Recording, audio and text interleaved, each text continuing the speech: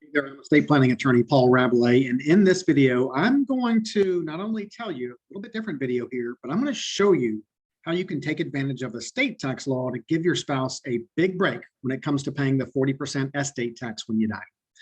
So here in America, we have a federal estate tax that upon one's death requires that everything one owns be appraised and valued, and then the estate must send a check to the IRS for 40% of the estate's value. Now, for the year 2022, each estate has a $12.06 million exemption, which exempts most estates from estate tax. But I think you will agree with me that we have an unpredictable federal government. So this exemption amount could be reduced on a moment's notice. In fact, even if Congress and the president do nothing, the exemption will be sliced in half on January 1st, 2026.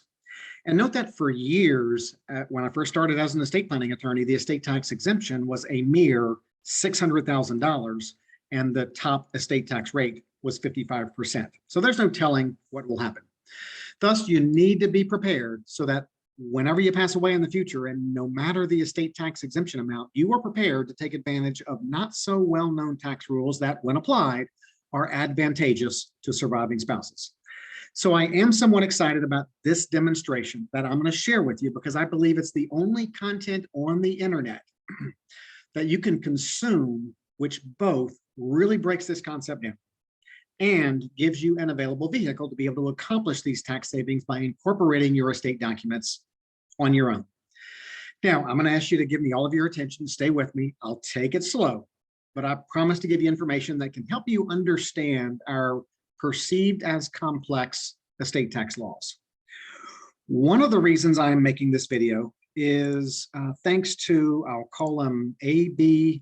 Frabello, and who commented to a video I made yesterday. See the link above where I link you to that video, which where I discussed providing for your spouse in estate planning.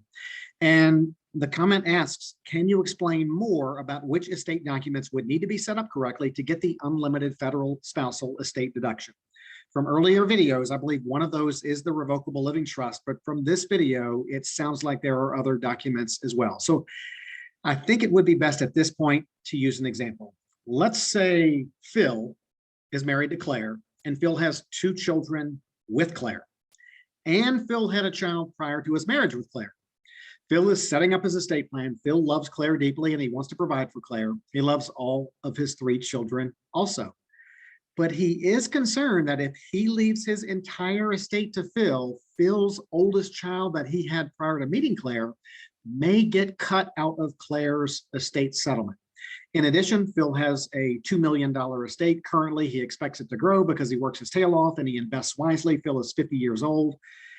And Phil is confident that when he dies, his estate may be worth $10 million or more, or who knows. But Phil is confident that when he passes away, his estate will be larger than the estate tax exemption in effect in the year that Phil dies. And Phil does not like the idea of burdening his wife, Claire, with having to sell their expensive home to pay a 40% estate tax. Phil talked to a CPA recently and heard something about avoiding tax at Phil's death by taking advantage of something called the unlimited estate tax marital deduction. But Phil, like most people, he doesn't understand it. So let's help Phil out here. And to put some numbers to it, let's say Phil dies in 20 years with a $10 million estate, while the estate tax exclusion amount or estate tax exemption is $3 million. How in the world then can Phil keep Claire from having to write a check to the IRS within 9 months after Phil dies for $2.8 million? That's 40% the estate tax rate times $7 million. The difference between the exemption amount when Phil dies, $3 million, and the $10 million value put on his estate when he dies. Well, the answer to how Phil allows Claire to completely avoid estate tax when Phil dies lies in the marital deduction. So let's get into the trenches and look at certain estate tax provisions in the Internal Revenue Code. So I'm referring you here to the section 2056. It's in the estate tax provisions of our Internal Revenue Code. And it starts with something that says, and I'm going to just paraphrase it as I read it and apply it to Phil's circumstances. The value of Phil's taxable estate shall, except as limited by subsection B, be determined by deducting from the value of the gross estate an amount equal to the value of any interest in property which passes or has passed from the decedent, Phil, to his surviving spouse, Claire. Okay, so the interpretation of that is Phil's thinking, okay, well, I'm going to have a $10 million estate. The estate tax exemption is $3 million. My gross estate will be $10 million, but man, my estate gets a deduction for anything that I leave to Claire. I can leave her the whole $10 million. That way my gross estate will be 10. I'll, get a deduction for $10 million because I left everything to Claire, left everything to my surviving spouse. That way my net estate will be 0, regardless of the exemption. There'll be no tax when I die. Phil says, great, I think I found the solution. But then Phil's like, oh, you know what? If I leave everything to Claire, Claire loves our 2 children and she wants to provide as much for them as she can. When she later dies, she's going to leave everything to our 2 children. The oldest child of mine will be left out. Or Phil might be thinking, if I leave everything to Claire, Claire's a good catch for somebody. She may remarry and she may leave the estate to the next husband, excluding all of our 3 children. So Phil doesn't like the concept of having to leave everything to Claire in order to get this unlimited estate tax marital deduction advantage. But then he finds out a little bit more. So we go to another section, and it's called 2056 B7. And he discovers that if he can arrange his estate so that what he leaves is qualified terminable interest property, if you hang around estate planning and estate tax long enough, you're going to hear about QTIP property. So what this says is, for purposes of subsection A is the one we were looking at. For purposes of subsection A, such property shall be treated as passing to the surviving spouse, which is what we want, if it qualifies as this QTIP property. Well, what does that mean? QTIP property means property that passes from Phil, in which Claire, the surviving spouse, has a qualifying income interest for life. So we're talking about when Phil dies, his estate goes into a trust for Claire, and Claire must get the income interest for life. And then there's an election made on a tax form after Phil dies. What does qualifying income interest for life mean? It means that Claire has a qualifying income interest for life if the surviving spouse, Claire, is entitled to all the income from the property, payable annually or at more frequent intervals, and no one has a power to appoint any of that to any person other than Claire. So now Phil finds out a little bit more, and he's like, man, this might work. I really like the idea of leaving my estate in trust for Claire. He's like, it's okay if she gets all of the income from my estate after I die. I got a $10 million estate. It may kick off $150,000 or so of income each year. That's 1.5%. We're not talking about capital appreciation. We're just talking about income. And he's like, I wouldn't even be disappointed because I want to provide for Claire, if she needs to use some of the principal of that $10 million to continue maintaining her standard of living. I don't have any problem with that. I just want to make sure that what's left when Claire dies goes back to my 3 heirs and not Claire's 2 children, which are my children, or what's worse, Claire's next husband. So he's like, okay, I think we're onto something here. How do I find out more? So Phil finds out about a website that actually I built with a technology team, and I'll put a link to this website in the description below. So this is a website which me and a technology team built over the last 1.5 years to help those Americans who want to build their own estate plan with sufficient thoroughness and depth and education, while being able to make informed estate decisions and be able to take advantage of some of these kind of perceived as complex estate tax rules without going the traditional route of hiring lawyers to create and maintain your estate plan. So Phil goes to this website, he logs in, he creates his account, he starts answering a few questions. He certainly hasn't made any kind of financial commitment on the website. And he keeps going, and he gets to a screen where he can kind of follow his progress. So he answers a few questions. He enters in Claire's information, his children's information. He gets to the specific distribution part of the site where he decides to leave his vehicle to his oldest child. There's a story behind that. And then it gets to, how does Phil want to leave the rest of his estate? So here's the question here. Phil, how do you want Claire to receive the remainder of your estate? And so Phil sees there's three answers. He can leave ownership to Claire, he can leave in trust for Claire, and he can leave nothing to Claire. The leave nothing to Claire, not an option. He loves Claire, he wants to provide for Claire, that's not an option. So it's between 1 and 2. He'd like to know a little bit more about that, so we can go here and read some of the text descriptions of that question and answers. He could watch a video that I made that is pertinent to this specific question and answer. And after consuming that, he says, you know what, I'm really not comfortable leaving everything to Claire.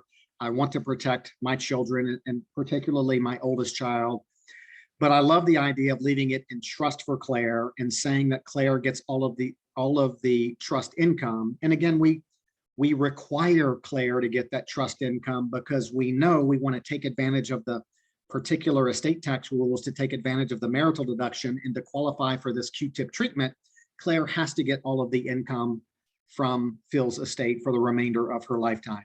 And then we'll talk here, and in a subsequent screen, you'll see how Phil can select how he'd want Claire and when he'd want Claire to be able to receive distributions of principal for Claire's health, education, and maintenance and support after Phil dies.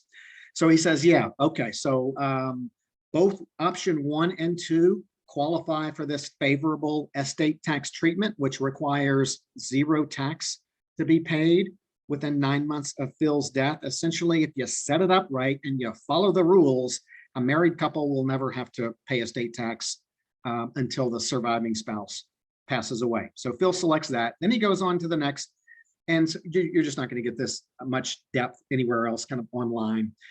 So Phil decided he wants his estate to go in trust. We know that qualifies for the favorable tax treatment. Now, Phil, in addition to Claire receiving the trust income, which we know to get QTIP treatment and marital deduction treatment, she's got to get the income for life. What rights to additional principal would you want Claire to have after you pass away?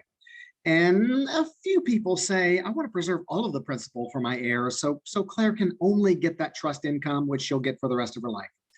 Some people select the second option and say, you know what, if I pass away, I'll leave my estate in trust for Claire.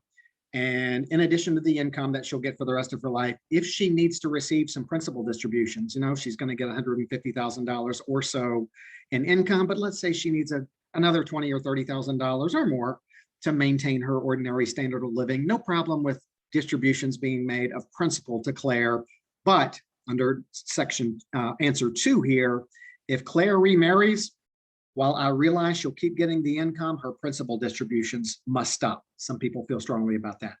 But Phil chooses the third option. Claire receives all trust income and may receive principal distributions for Claire's lifetime. So maybe Phil's thinking, you know, Claire's been great to me.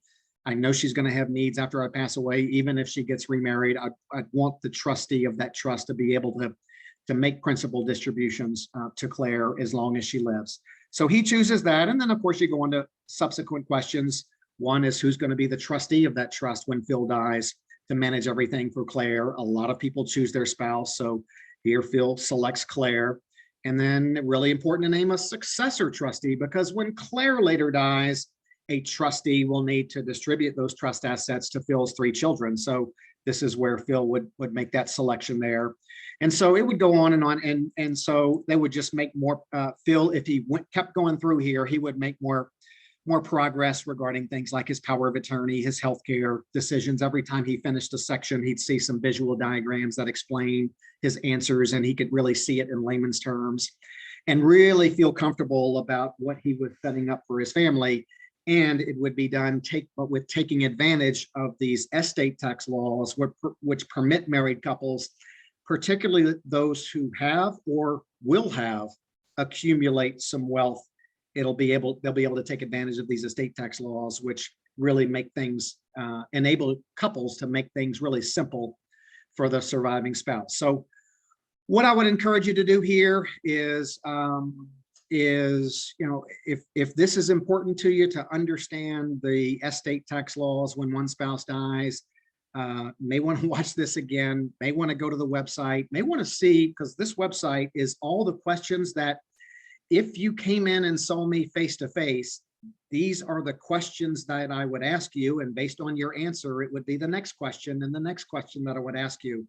So this is really going to prepare you for a really great conversation about estate planning. If you want to have that conversation about estate planning with someone.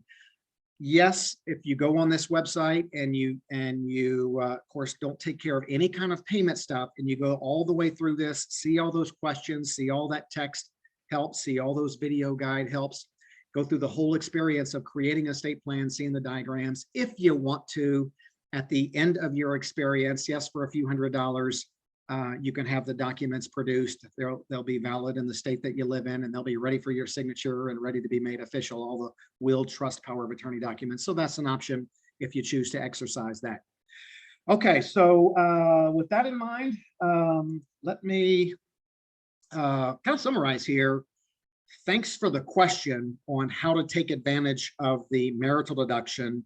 You can do it either through your last will and testament, by in your will saying, I leave everything to my spouse, automatic marital deduction, or I leave my estate in trust for my spouse. If you did that through your will, you'd be doing it as part of what's called a testamentary trust, a trust that's part of your last will and testament. Your will would say, when I die, I leave the rest of my estate to Claire in trust. She gets the income for life. She gets principal distributions for so forth. And then when Claire dies, the trust assets revert back to my 3 children. Or you can do that through your revocable living trust, where your trust has all of those similar provisions. When Phil passes away, Phil's portion of the assets goes in or remains in trust for Claire for her lifetime. Principal distributions when Claire dies back to Phil's 3 children. So it can be done either way. It can be done through your will, or it can be done through your living trust. All right, hope that helps. I need some feedback, both on, was this content too high level or not enough? And then for those of you who took a few minutes to go through the myadvocate.com website, the link of which is in the description below, I really would love to see some feedback. I will absorb every bit of feedback you give me there, because we work to continually improve, make it more user-friendly, make it thorough yet simple. Need your feedback. Y'all have a great day. Have a great life. We'll see you later.